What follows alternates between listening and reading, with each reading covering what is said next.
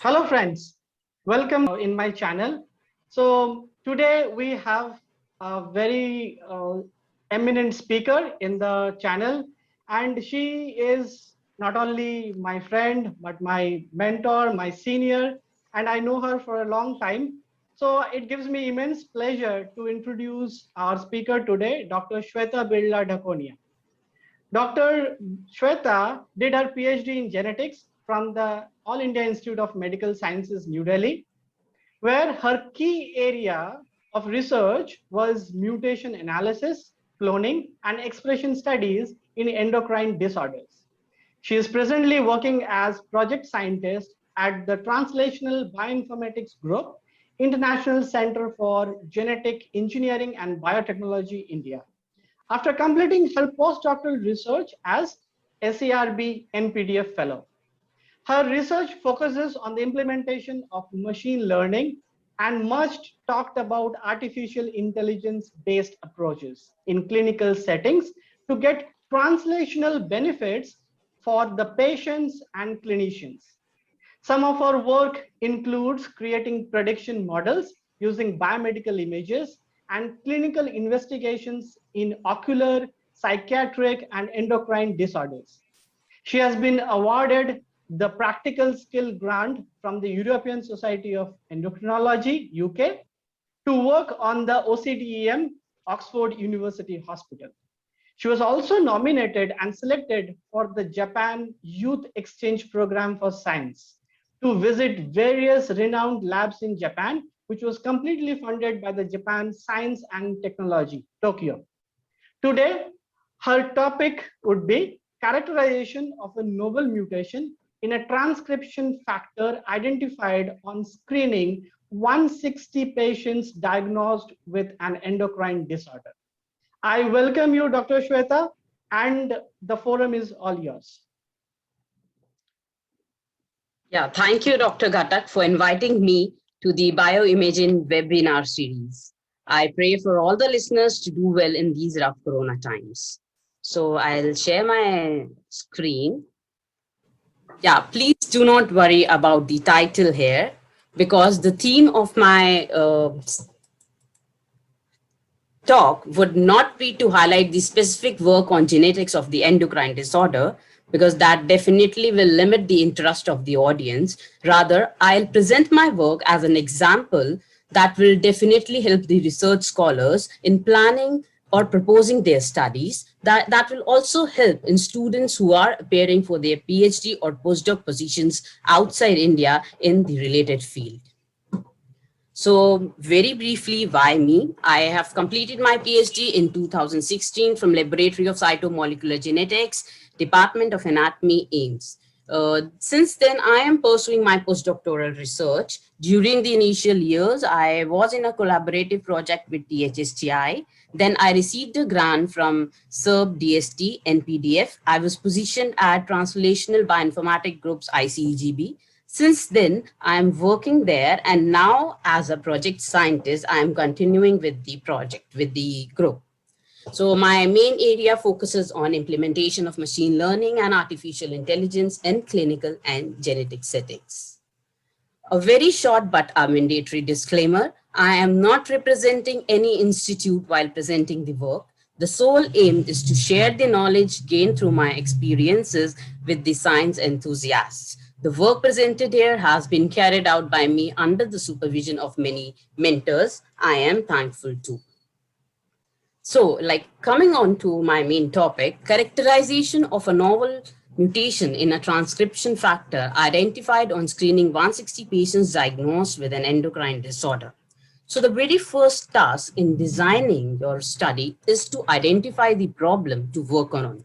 So like in my case, I worked on growth hormone deficiency, which is an endocrine disorder in which the patient is proportionately short stature. Like you can see, this is a 25 years old GST patient with proportionate short stature, and this is a 25-year-old normal individual. Now, next comes or next task is to understand the basics of the chosen area. So in my case, human growth is an elementary process which has three main dimensions: physical, mental, and emotional social. This physical growth is measured in terms of height and weight. And there are different stages of normal growth, which are governed by different factors like nutrition, growth hormones, steroids at different ages. And based on this, there is a trajectory which has been derived from the referent population chart. So because it varies from population to population, so derived from the reference chart, we have this trajectory. So what is pathological short stature? If there is any deviation from the normal pattern of growth, it leads to the first manifestation of many disease conditions that leads to short stature. So we have to now understand, we understood what is normal scenario. Now we have to understand the pathophysiology of the problem. Among the various causes of short stature, endocrine causes contributes a lot. And if we talk about endocrinology, anterior pituitary is one of the main gland that consists of different types of cells releasing different hormones, and growth hormone is released by somatotrophs. So I was interested in this hypothalamus anterior pituitary target organ axis and considered various genes that are involved in this pathway. So growth hormone is a single polypeptide having different isoforms. It promotes and controls several complex physiological processes. So if there is any alteration impairing the synthesis, secretion, or biological action of growth hormone, it leads to growth hormone deficiency, which I worked upon. It is of two types: isolated growth hormone deficiency, in which only growth hormone is deficient, and combined pituitary hormone deficiency, in which along with growth hormone, other pituitary hormones are also deficient. And as you can see, there are different genes established in IGSD and CPSD because mutations in these genes have been known to cause IGSD and CPSD. So it is very important while planning your study to understand or to know the queries like, are there any types of the particular syndrome or disorder you're working? What are the genes involved? This is important because different types might have overlapping symptoms, but their treatment management is entirely different. So this differential diagnosis is important. So with our hypothesis, we made genetics, we used genetics as a different diagnosis method so that we can differentiate between IGSD and CPHD. Now, the other aspect is psychosocial well-being, and it is rightly said that a healthy family is a building block of a healthy society. And any disorder, it disrupts its psychosocial well-being. So considering or seeking the measures to preserve it is very important. In whatever disorder you are working, the measures can be therapeutics or surgery. For me, it was luckily the effective therapy, because GST is among the disorders that are treatable even in some of their severest form, only if the diagnosis is made at the earliest age for the effective treatment and its outcome. And this earlier detection is facilitated and supported by the genetic screening for the exact diagnosis of the subtypes. Then comes the review of literature. We have to make it a point that what international studies have been done on the disorder which we are working, or on the genes which we have prioritized to work upon. So once we have a knowledge about the international studies, then we can come on our national status and we can see what are the lacunae, what are the things that have not been studied at the national level. So in my case, we did not have any established mutation spectrum in Indian population. So that made our aim to identify the mutation spectrum in the subjects with childhood onset of growth hormone deficiency. To fulfill this aim, the different objectives were to screen the presence of the mutations in the genes responsible for IGSD and CPSD, and to characterize the normal mutation identified. So we had 160 consecutive patients recruited, those who were diagnosed with GSD. They were recruited from the outpatient department of our clinical collaborators. We also recruited their available affected members, unaffected siblings and relatives wherever available, along with 100 individuals who worked as a normal and healthy individuals or controls. So this slides, it gives the overview of what type of results do we get and what can be done further when we get the result. So we screen 160 GHD patients by Sanger sequencing. And once they were screened, we had two groups. One group of the patients in which mutations were identified, and another group of the patients in which new mutations were identified. No mutations were identified. So in the mutation identified groups, so either we had reported mutations or novel mutations. For reported mutations, we can go for family genotyping, as I will show you. So these are two families. We can go for detailed genotyping of the families, and depending upon what type of inheritance the gene shows, whether it is autosomal dominant, autosomal recessive, we can counsel them for their like next generation. As you can see, there is consanguinity, history of consanguinity in this family members. So we screened total 16 family members in this family, and out of all 40 were homozygous and had showed phenotype which we are talking about, that is growth hormone deficiency. So this is another family in which total members, like 10 members were screened. And again, there was a history of consanguinity. So in such cases, genetic counseling is very important so that in their coming generation, they would not have this disease etiology. So next is, other than family genotyping, we can provide prenatal diagnosis like we did for the very first time in India for these cases, like growth hormone deficiency cases. We provided prenatal diagnosis. And this study was presented at annual conference of Endocrine Society of India and was given the best paper award. Another thing which, in another group, that is no mutation group, we can go for either promoter region screening or we can go for big data sequencing. Big data sequencing involves exome sequencing, RNA sequencing, and so on, but that has certain financial constraints, which I also faced. So I just concentrated on promoter region sequencing. So this promoter region sequencing is also very important because if there are SNPs which are present within the transcription factor binding site, it will alter the expression of the GH1 genes, leading to the growth hormone deficiency. Also, if these SNPs are present in the exons, which are known to change, are known to show the conformational changes, thus reducing the protein efficiency. So we identified in vitro functional polymorphisms in our patients that were known or that were documented to have certain involvement with the functional aspect of the protein. Now, next comes the novel mutation. So if we find something novel, we have to prove by wet lab studies that how is it causing the disease phenotype. So we did cloning and expression studies. Before that, I would like to know that this part of the study was presented at the annual conference and was awarded with best paper AR-SID gold medal, because it's a rare disease and we covered many things. We did family genotyping, prenatal diagnosis, we did promoter screening to find the exact or to answer the queries in patients where no mutations were identified. So now in characterization studies, we found two novel mutations, one in POW1F1, which is a transcription factor, and one in GHRHR, which is a GPCR receptor protein. But for the present talk, I would like to go with POW1F1 transcription factor only.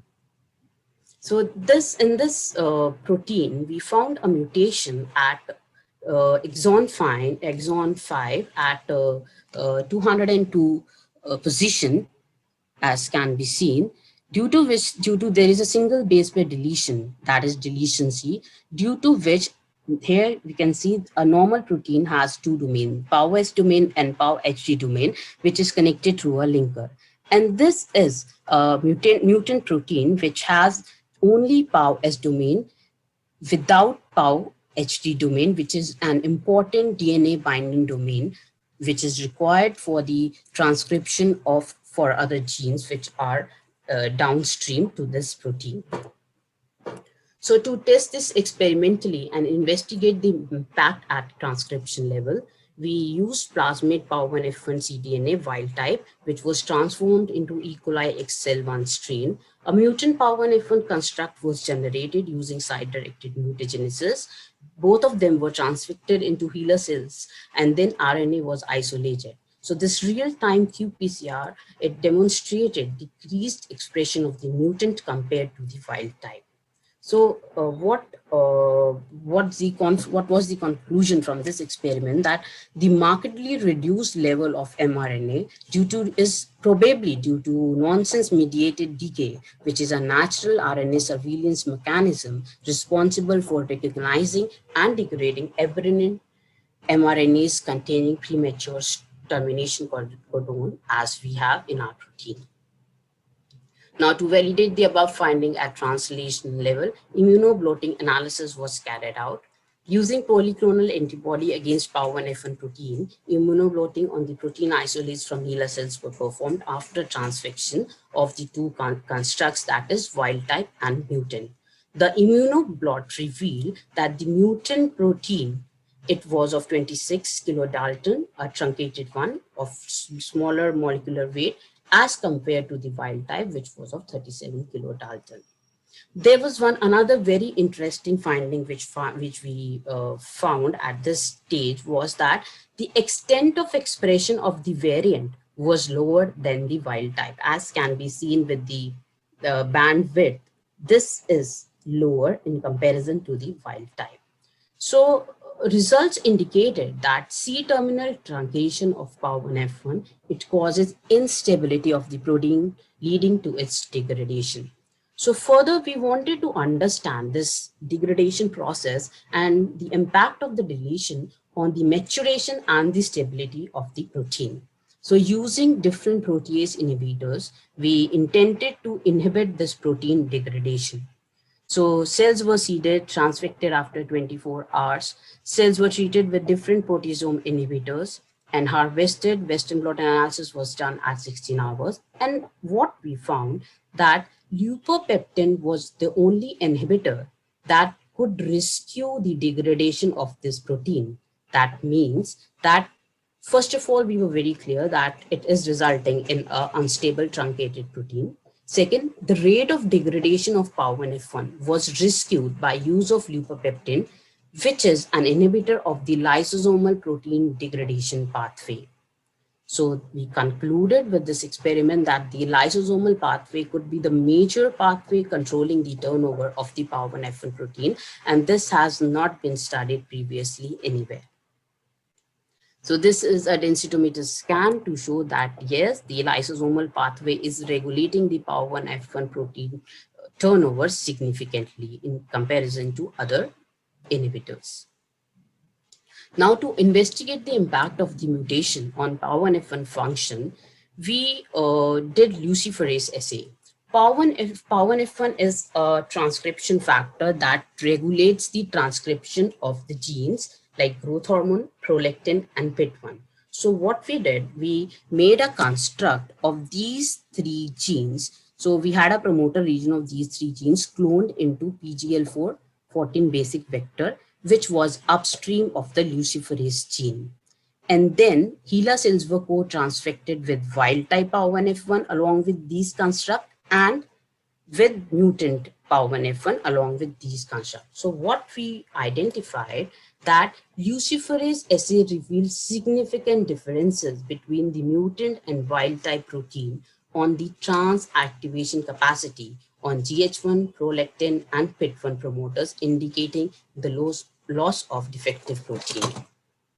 Sorry. So this proved that on functional, transcriptional, and translational level, that this particular mutation is responsible for the disease phenotype, and because our patient had severe short stature, functionally incapable of activating the downstream GH pathway, thus delineates mutation impact on protein function, leading subsequently to CPHD with severe growth hormone and TCSH deficiency. So with this, I finish off with my talk today, which was on characterization of the normal mutation in one of the transcription factor in growth hormone deficiency. These are publications through this work, which has already been published. These are my other publications. And just to, like Dr. Ghatak mentioned, that I received practical skill grant from the European Society of Endocrinology to visit OCDEM, that is Oxford Center of Diabetes, Endocrinology and Metabolism, University Hospital. So there, the endocrinologist, I got a chance to work on their samples and tried new techniques like RNA scope, which is on the histopath slides itself, we can look at the expression of the genes. So this was a skill which I acquired during my visit to University of Oxford. That's all for the today's talk. Thank you. Any queries are most welcomed. Thank you.